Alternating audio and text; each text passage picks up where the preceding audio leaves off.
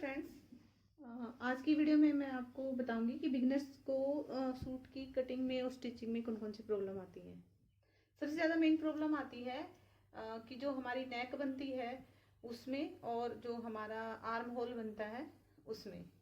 तो इसमें मैं थोड़ा सा आपको बताती हूँ कि क्या क्या प्रॉब्लम्स फेस करनी पड़ती हैं। जैसे मान लो शोल्डर का साइज हमने लिया है 12, तो 12 का हाफ हो गया 6।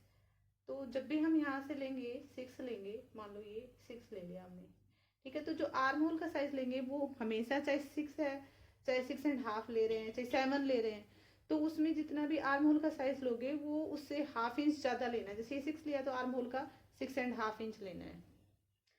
और 6.5 इंच यहाँ से साइज देखेंगे। उससे पहले क्या करेंगे कि ½ इंच हमारा सिलाई में आता है तो ये 7 के करीब हो जाएगा। ऊपर स्टिचिंग होएगी ना, तो अब हम इसको 7 पे मार्क कर लेंगे, ठीक है।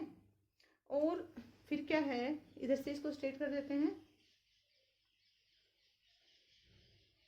दूसरा, जब हम नेक का वो लेते हैं तो हमारे क्या होता है कि नेक में जो शोल्डर्स हैं वो साइड में गिरने लगते हैं। तो वो शोल्डर्स साइड में गिरने का रीज़न होता है कि जो हमारा जो नेक है वो कितना डीप हमने लिया है। अगर हम नॉर्मली लेते हैं 5, 5.5, 6 तक लेते हैं तो उसमें कोई दिक्कत नहीं होती। लेकिन जब 6 से ज़्यादा डीप करते हैं गले को, 6, 6.5 इंच या 7 इंच तक करते हैं, तो हमेशा हम नॉर्मली इसको लेते हैं 2.5 इंच तक।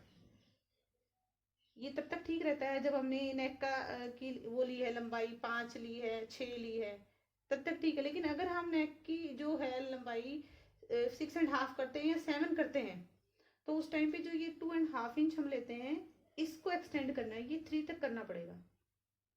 ये ध्यान रखना होता है, नहीं तो जो हमारे कंधे हैं वो साइड में गिरने लग जाते हैं। अब नॉर्मली जैसे मैंने 2.5 इंच लिया है, ठीक है, 2.5 इंच, और मैंने गले का लिया है 5.5 इंच का गला मैं डीप करना चाहती हूँ, तो ½ इंच ऊपर चला जाएगा, तो मैं इसको 6 पे कट कर 6 पे निशान लगाऊंगी, ये देखो, ठीक है। अब इसको इधर मिला देते हैं।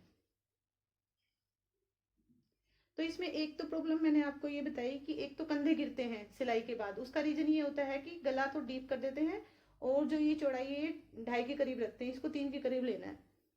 दूसरा हमने बताया था कि आपको कि जब भी हम स्टिचिंग करते हैं 2 पल्ले होते हैं, एक फ्रंट का होता है और एक बैक का होता है। ये जैसे हमने की हुई है 4 साइड्स हैं, तो इसमें क्या है, आगे और पीछे का दोनों साइड का, मैं जैसे प्लेन सूट है तो मैं इसमें इकट्ठा ही काट रही हूँ, आगे और पीछे का पार्ट दोनों एक साथ ही कट रहे हैं। तो उसमें क्या होता है कि हमने ये दोनों पार्ट्स, फ्रंट का और बैक का, दोनों पार्ट्स इक्वल काट लिए। ऐसा कभी नहीं करना है। जो फ्रंट का जो पार्ट है वो हमेशा हमें ½ इंच बैक साइड से छोटा लेना है, ठीक है। अगर ये ½ इंच हम बैक साइड से छोटा लेते हैं फ्रंट पार्ट, तो उससे क्या होता है कि जो हमारा गला है जो बार बार पीछे जाता है वो पीछे नहीं जाएगा। आगे का सूट जो पीछे की साइड जाता है वो नहीं जाएगा, इसलिए ये आगे का हिस्सा ½ इंच पीछे वाले से छोटा लेना है। एक तो मैंने आपको बताया, मैं दोबारा रिवाइज करती हूँ। एक मैंने बताया कि आपके कंधे क्यों गिरते हैं। कंधे गिरने का रीजन होता है कि जो ये चौड़ाई है नेक की, ये हम कम लेते हैं और डीप ज़्यादा कर देते हैं नेक को। अगर ये नेक की लंबाई आपको गले की लंबाई 5 के करीब रखनी है, 5.5 रखनी है, 6 तक भी रखनी है तो 2.5 चल जाएगा। लेकिन अगर इससे ज़्यादा रखनी है तो 3, 3.5 पे आपको करना पड़ेगा, ठीक है। दूसरा, जो हमारा सूट पीछे की साइड जाता है उसका रीजन होता है कि जो दोनों पल्ले हैं आगे और पीछे के, फ्रंट और बैक सूट के, वो दोनों इक्वल नहीं काटने हैं। ½ इंच फ्रंट वाला पल्ला है वो छोटा काटना है, ठीक है। और अब मैं आपको बाजू में बताती हूँ कि जो बाजू में क्या क्या प्रॉब्लम आती है। जो हमारी बाजू होती है उसमें क्या प्रॉब्लम आती है कि जो हमारी आर्म होल है उसके पास कपड़ा इकट्ठा हो जाता है स्टिचिंग के बाद, ठीक है। उसका रीजन होता है कि जैसे अब फ्रंट और बैक के दोनों पल्ले एक साथ काट रहे हैं, तो अब हम क्या करेंगे, इसमें इसको गोलाई देने के लिए पहले एक बीच में लाइन बनाते हैं, ये देखो। अब इसमें माप लेते हैं 1.5 इंच के करीब हम इसमें गोलाई देते हैं, ठीक है। ये गोलाई दे दी। अब मैंने ये दोनों पार्ट्स एक साथ काटने हैं, तो मैं क्या करती हूँ कि दोनों पार्ट्स एक साथ काट लूंगी, ये गोलाई यहाँ से कटिंग हो जाएगी। लेकिन उसके बाद में क्या करना है, ये तो बैक पार्ट भी साथ में कट रहा है, उसके बाद क्या करेंगे, ½ इंच जो काटा है इसका भी ½ इसमें हम फ्रंट पार्ट को उससे भी ½ कर देंगे। ये देखिए, पहले इस हिस्से पे काटेंगे, फिर बैक पार्ट हटा के फिर फ्रंट पार्ट को इतना काट लेंगे, ठीक है।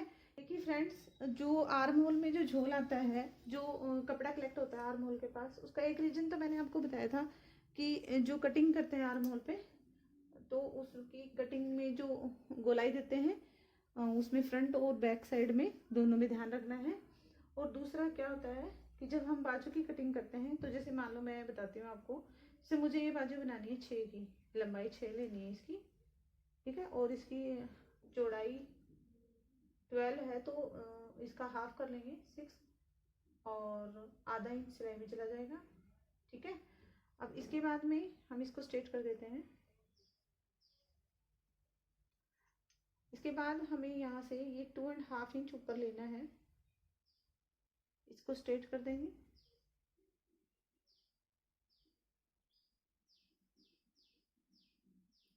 और जो हमें ये लंबाई लेनी है वो लेनी होती है, जैसे जो भी ब्रेस्ट साइज होता है, मान लो 36 ब्रेस्ट साइज है, उसको 4 से डिवाइड करेंगे तो 9 आएगा। तो जो हम ये वाला लेंगे लंबाई, ये इसको यहाँ इस कॉर्नर से इस कॉर्नर तक मिलाना है।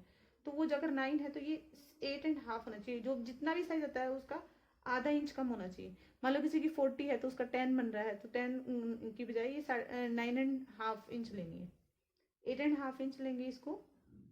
ये यहाँ पे आ रहा है 8.5 इंच, यहाँ पे मार्क करेंगे।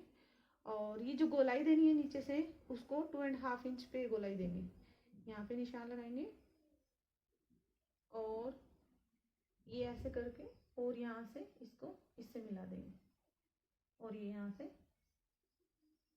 जो हमारा है ये कट हो जाएगा।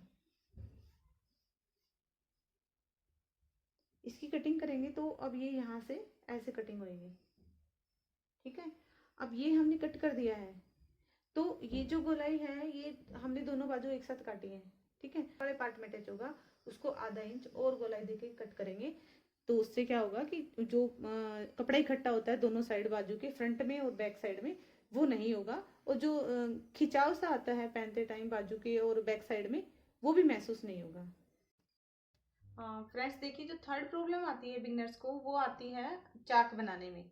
तो ये जैसे हमारे मार्क है, फिटिंग के मार्क्स कर दिए मैंने। तो जैसे ये हमारा एक्स्ट्रा कपड़ा है तो हम कटिंग करेंगे तो वो यहाँ से करेंगे इस लाइन से, ठीक है। और ये हमारे स्टिचिंग वाला निशान है फिटिंग का, तो हम स्टिचिंग करेंगे यहाँ से। तो जब हम स्टिचिंग करेंगे तो मशीन यहाँ से चलाएंगे तो ये ऐसे आएगी। तो ये मशीन जो हमारा हिप साइज है, यहाँ पे जो फिटिंग है हिप की, यहाँ पे मार्क है, बस यहाँ तक ही मशीन चलानी है, बाहर तक नहीं लेके जानी है। अगर ये बाहर वाले एक्स्ट्रा कपड़े तक आप मशीन लेके जाओगे तो चाक बनेंगे, उसके बाद में वो ऐसे साइड में से निकल जाएंगे।